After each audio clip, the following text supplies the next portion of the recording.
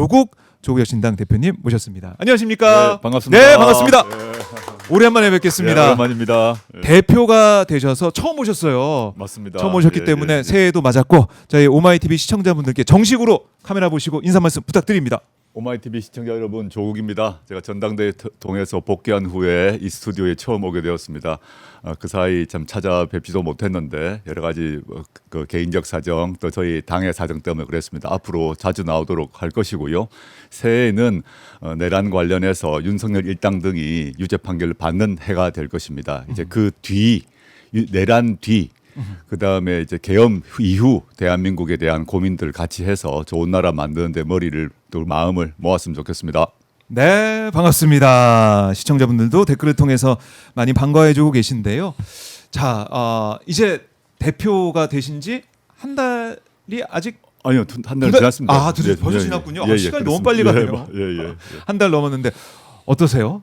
지금 이제 예. 그 대표가 되자마자 당장 해야 될 게 한편으로는 당 정비를 해야 되고요. 그 다음에 네. 지방선거 준비도 있고 그래서 뭐 그리고 새벽부터 밤까지 정신이 없습니다.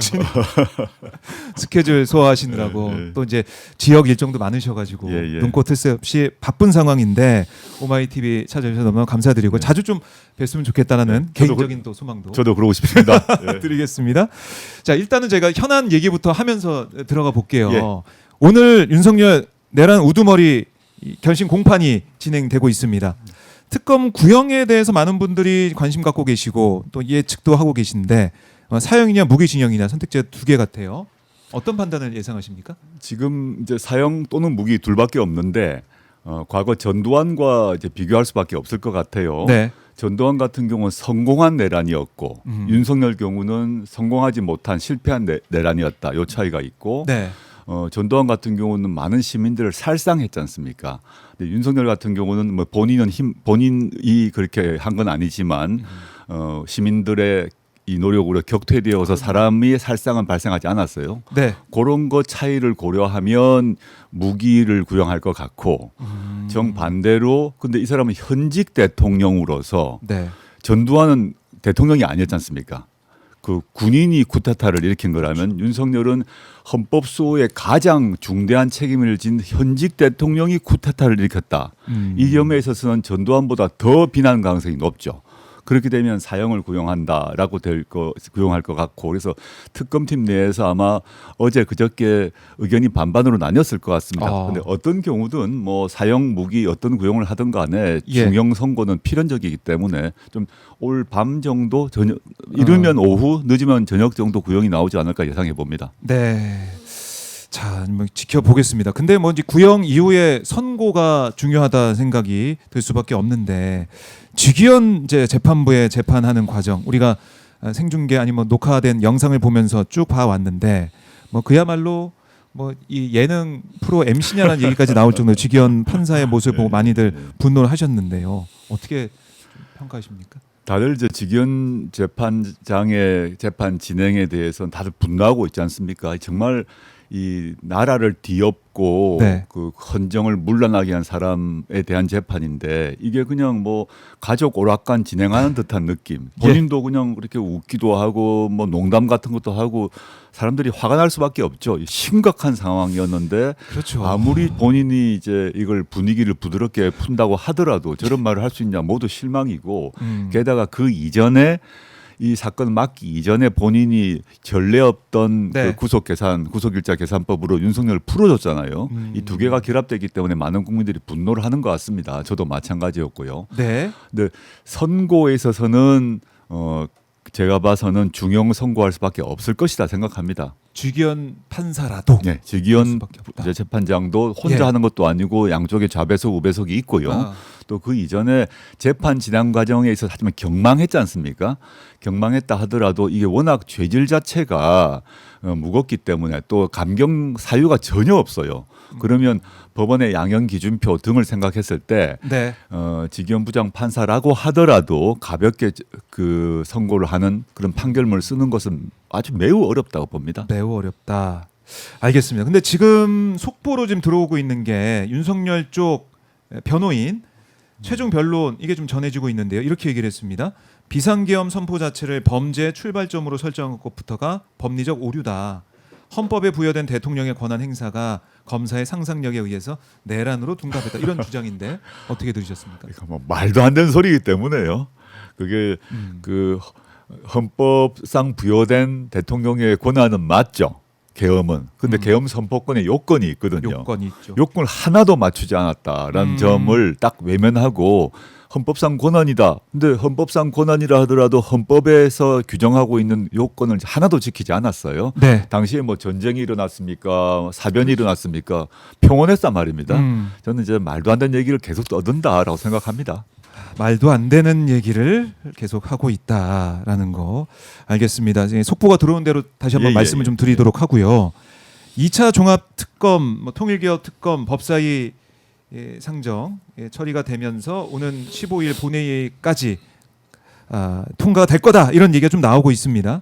2차 종합 특검에 대해서는 대표님 어떤 생각하고 계십니까? 뭐 2차 종합 특검 할 수밖에 없는 그런 경로로 가고 있다고 봅니다. 네. 지금 이제 1차 그 내란 특검 특히 세 가지 특검이죠. 세 가지 특검 다 종결됐는데 미진한 부분이 남아 있지 않습니까? 네. 그래서 종합 특검으로 이제 가고 있는데 저희도 그에 대해서 찬성을 하고 있고 또 통일교 같은 경우는 또 마찬가지로 또 특검이 필요하다라는 얘기를 가고 있는데 예. 지금 민주당 같은 경우는 원내대표가 새로 선출이 돼야 되고 그리고 법안 통과 뒤에도 실제 바로 특검이 발족하지 못합니다. 왜냐하면 특검 임명해야 되죠. 그렇죠. 특검보 임명해야 되죠. 수사관 파견 받아야 되죠.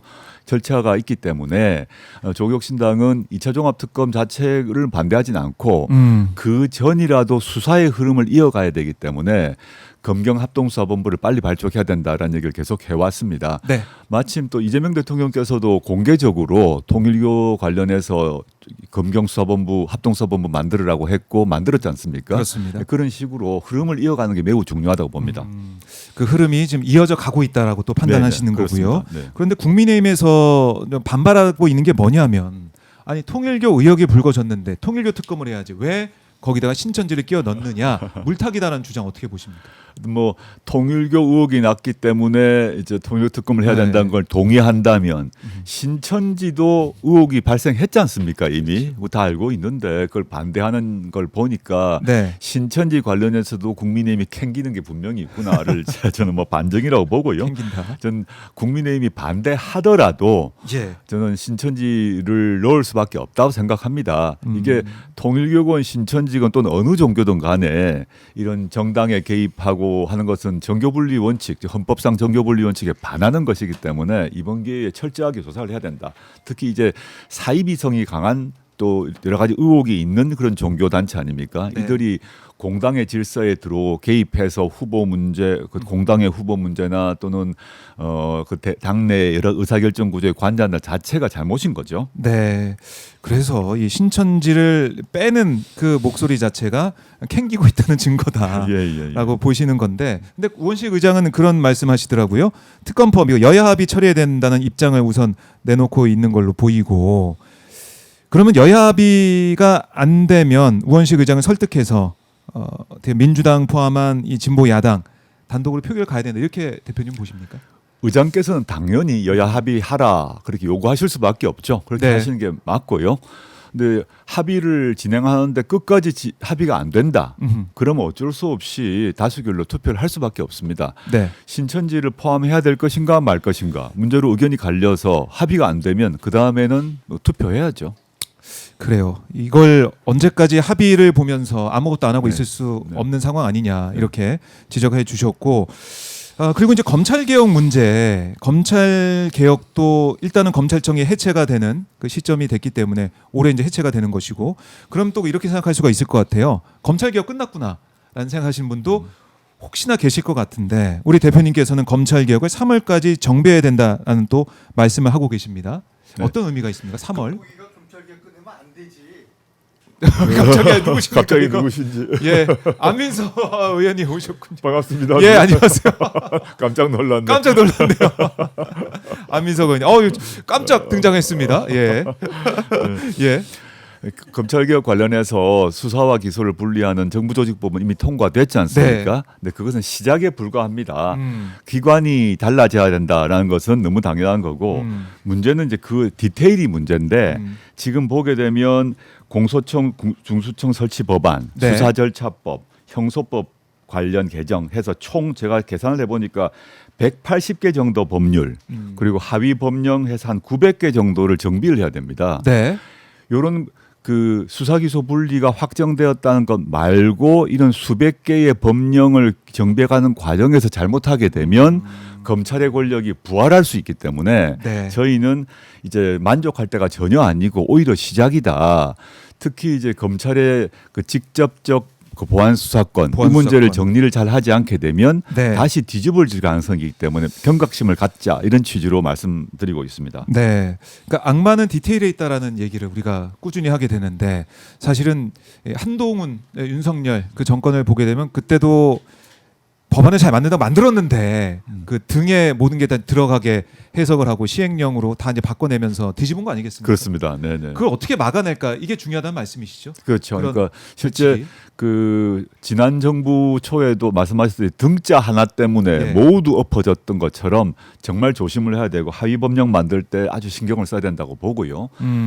지금 이제 검찰에서는 수사 기소 분리가 되어서 공소청이 따로 만들어지는 건 이제 불가피한 거 이미 끝났기 때문에 네. 그런데 그 공소청에 속하는 검사가 어느 권한을 가질 것인가의 문제 그리고 공소청 산하에 지금은 검찰청이죠. 네. 그 하나에 수천 명의 검찰 수사관들이 있습니다. 검사 말고도 검찰 수사관들은 공소기관이 아니에요. 그 수천 명의 검찰 수사관을 여전히 갖고 싶어 해요. 네. 그래야 조직도 유지되고 인력도 유지되기 때문에. 근데 수사 기소 분리의 원칙을 관찰하게 되면 그 검찰 수사관들을 중수청이나 이쪽으로 옮겨야 됩니다. 근데 현재 검찰청 조직원들은 그걸 원치 않아요. 네. 아주 이걸 그대로 있고 싶어 하기 때문에 이 두 가지 측면을 주의하면서 앞으로 설계를 해야 된다고 보고 특히 이제 제가 강조하고 싶은 것은 문재인 정부 때 1차 검찰 개혁이 이루어졌지 않습니까? 그때 이루어진 성과가 많은 분들이 잊혀 있습니다만은 검찰의 수사 지휘권을 폐지했습니다. 그런데 수사 기소 분리를 한다 그러면서 분리하는 대신에 검사의 수사 지휘권, 수사권은 없애되 네. 지휘권은 부활하자는 목소리가 나오고 있어요. 이건 말도 안 되는 얘기고 또 두 번째 문재인 정부 때 폐지한 게 뭐냐면 좀 어려운 말이지만 전권 송치주의를 폐지했습니다.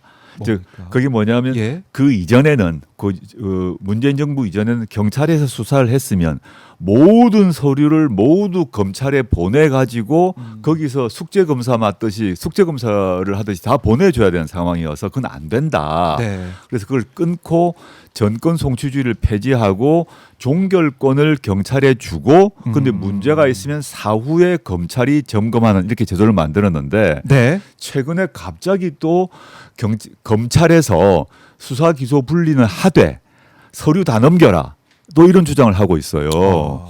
이게 사실은 이제 너무 전문가적인 얘기인데 일반 국민들은 모를 수가 있는데 현재 검찰 조직 내에서 수사 기소 분리는 끝난 건 알고 있지만 그 대신 수사지휘권 주세요. 정권 송치주의 부활해 주세요. 네. 그리고 보충 수사권도 주세요. 이런 요구를 하고 있다는 겁니다. 너무 전문적인 얘기긴 하나 네.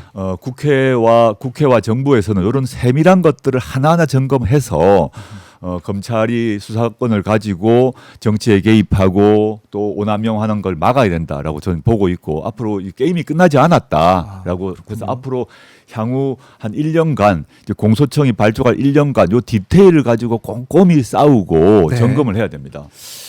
그래요. 이 조국혁신당에서 이 특히 조국 대표께서 이 부분에 대해서는 계속 목소리를 내야겠다는 생각이 들고 국민들이 다른 여러 가지 현안이 너무 많기 때문에 검찰 개혁도 끝났다라고 또 방심할 수가 있거든요. 네, 그렇습니다. 그렇지 않다. 네. 디테일을 하나하나 따져봐야 되고 다시는 실패하면 안 된다. 어떻게 보면 마지막 기회 아니겠습니까? 검찰 개혁 그렇습니다. 마지막 그렇습니다. 기회.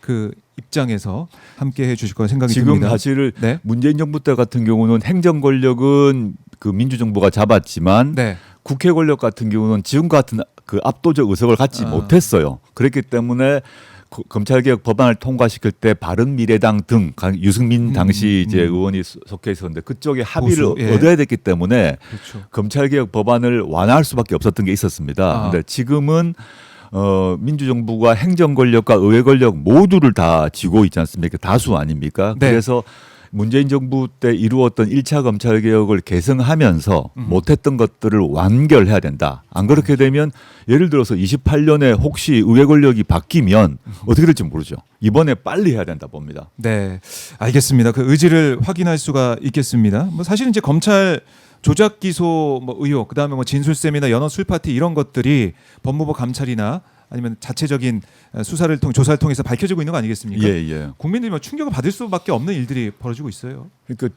수사권과 기소권, 영장 청구권을 독점하고 있다 보니까 자기들이 모든 걸 다 쥐락펴락할 수 있던 거죠. 그래서 뭐 특히 이제 이재명 대통령 당시는 이재명 의원이었습니다만은 죽이기를 위해서 조작 수사, 표적 수사를 다 한 게 확인되었고 이재명 대통령이야말로 이런 그 표적 수사, 편파 수사, 조작 수사의 최고의 희생자 아닙니까? 예. 그것들이 그 윤석열 정권 하에선 밝혀지지 않았지만 정권 교체되고 나니까 하나씩 다 나오지 않습니까?